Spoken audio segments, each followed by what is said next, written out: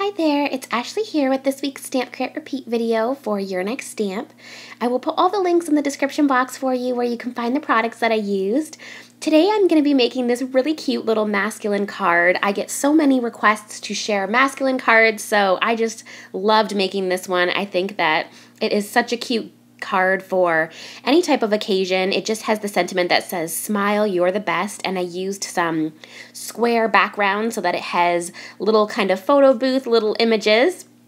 So I'll start out by sharing with you the products I use, and then I'll just get into the process video.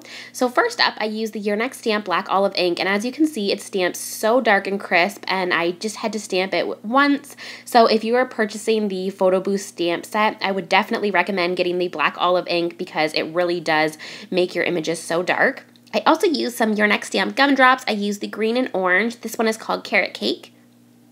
I used the new Geometrix paper pad, and there's so many nice patterns on this one. I went with the green, and it has little triangles. I thought that matched just perfectly for that side little panel. Then I used this new stamp set called Photo Booth, and I just think this is such a unique set. I love it so much, and it's so perfect for masculine cards. Of course, it's great for kids cards or adult cards for females or males, but I just think it's perfect for some masculine cards, and my husband really loved this stamp set, so I had to make a card with this one first. I also got these sentiments from this set that say smile and you're the best. There is also coordinating dies for this set, but for my project, I just stamped it right onto the squares. For the squares, I used this Stitch Square die set, and I used the third smallest size, and then I just cut out 6 of them and stamped out my images on them, and I colored directly on there. It's just such a cute little design for a card. So let's get started, and I'll share with you how I made my card. So to start out with, I'm going to cut out 6 of these little squared stitch dies, and I'm going to do all of them on the white cardstock, and then I will do the coloring after. So I'm just cutting out 6 of them. And this is such a fun card design because it was really easy to do and really fun to color up. It was different than the cards that I normally do. So I'm just taking each of the little stamped images, and so I'm going to do the first one. It has a little puppy and a cat, and I love how they're showing a little peace sign. It's so cute. Then for the next one, I was going to do the little deer, and this one has a cute little deer and a little squirrel, but I kind of decided that what I wanted was to have just the puppies and the cat, so it's kind of all the same photos of the same critters.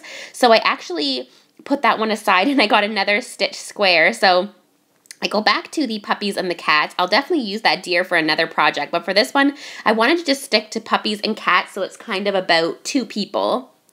So it's about the cat and the dog. And then there's another cute one with the peace sign. There's just so many images on this. This stamp set is just jammed packed.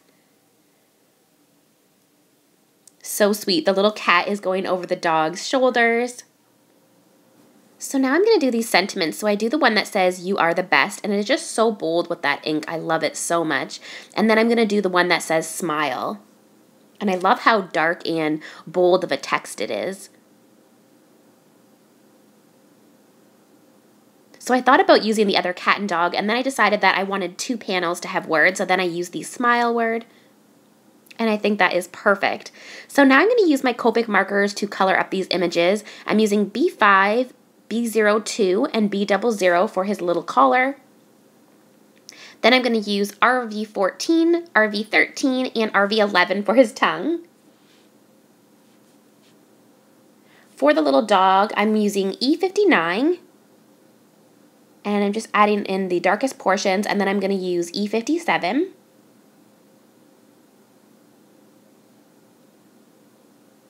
I decided that I would do a dark puppy, so I thought he'd be cute in a dark brown color. Then I blended that out with E55. And this is definitely my favorite brown color combo. And then I'm going to blend that out with E53. And I got a few questions on my last video about other items that you could use for coloring that aren't Copics, and another great item is these Zig Clean Color Real Brush markers. They're really nice. Also, the Spectrum Noir markers are really nice. or you could also use pencil crayons, which these pencil crayons that I really like are the Prismacolor pencil crayons. So there's so many different options out there. You definitely don't have to use Copic markers. I just use that because I have them and it's the easiest for me to color with. I prefer them. So I used C8, C4, and C2 for the cat. And then I'm going to do the background, and this is probably my favorite part. So I took YG03 and I just colored all of that little stitch square in, and I think that just makes it pop, and I love how it just added some color to the background. And then I'm taking my white jelly pen and my black jelly pen. I had gone into the eye with the gray, so I just went over it with the white, and then I went over again with the black. And then I also did the dog's nose and the cat's nose with the black. And then I'll just take my white jelly pen and go over the nose with a little accent. So one is done, and now on to the next one. So for this one, I'm going to do the same color for the collar. I'm using B05, 02, and 00. And then again, same color combo for the dog, E59, E57, E55, and E53. And also back to about the Copics, if you are interested in getting Copics, my favorite way to buy the Copic markers is just with coupons at Michael's. They always have 50% off coupons, and so I just slowly started my collection of Copics. I don't have a ton of Copics. I have a good amount. I'm so thankful for the ones that I do have, but I don't have a ton. I'm just happy with all of the colors that I have. I try to just have a few of each of the different ranges, and whenever I'm at Michael's, I just pick up one or two, and then I purchase the refills. And honestly, I don't have that many refills, and these markers last forever. You guys see how many Copic marker videos I make, and they are still mostly almost all of the videos using the original Copic markers. I haven't even refilled. So you really do get a good bang for the Copic markers. I know they're expensive, but if coloring cards and using Copic markers is something that you think you'll enjoy, it's definitely worth the purchase because it's going to last for a long time, and then you can refill them. So I did the cat in the same color, and then I was trying to decide if I would do all of them in the same green background, but I decided that I thought it'd be cool to kind of do a mixture of background colors. So I'm just kind of like thinking about what color I'll use, and I go with this pretty yellow. It is Y35. It's a nice bright yellow. And then I'm going to go in with my black jelly pen and color in that little nose and the eyes and nose on the cat. And then I go in with my white jelly pen just to add an accent on the nose. And I think that really just makes it pop, having that fun background. Then on to the next one, again with the same color for the dog. I just love this stamp set so much. I think it's so unique, and it's just such a fun stamp set to give to a friend, or if it's like a personal card for two people. It's so cute. So I'm using the E59, E57, E55, and then I blend that out with the E53.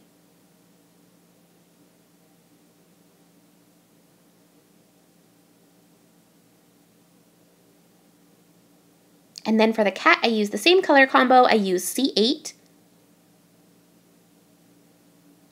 C4, and then C2. And then I was trying to decide what color I would use for this background. I had the yellow and the green, and I wasn't sure if I wanted to just kind of do like a back and forth yellow and green, but what I end up doing is adding in an orange color, and I think that is perfect with the orange, yellow, and green, and I kind of got that inspiration from the Geometrix paper pad because it has the orange, yellow, and green in it. So I'm just testing out a few different orange colors to see which one is going to match nice with that yellow and green.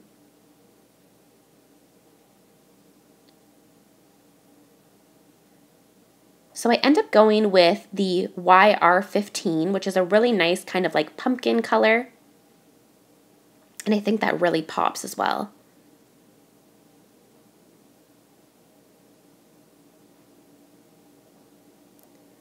And then for my last little guys here, I'm going to use Y38, Y35, and Y32 for his little collar. And then I'm going to do the dog in E59, the E57,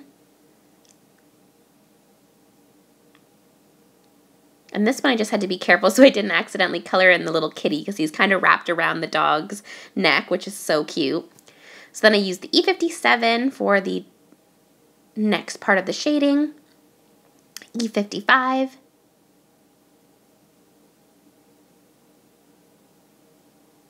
and then the E53.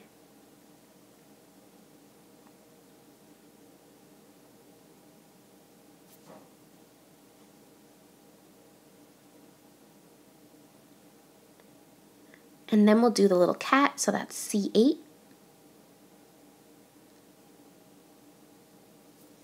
C4. And then C2.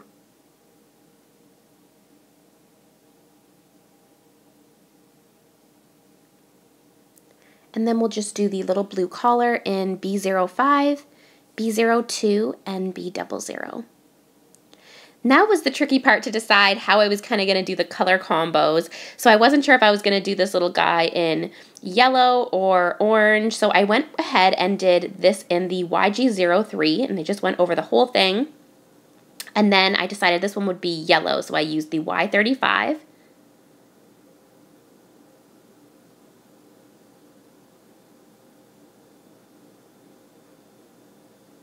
And then the last one is going to be that orange color. And I forgot to do the black jelly pen and white jelly pen, so I'm just going back and adding that on these two little squares. And then again, I take the white jelly pen just for an accent on the nose. And then I can do my last little square. So I was moving it around because I didn't want all the colors to be right beside each other. So this one I used the YR15. And then I decided that I would move up the little smile so that it was beside the You're the Best. So I'm just looking through the geometric paper pad to pick out a cute paper to kind of accent the side, and I end up going with this one which has the green triangles.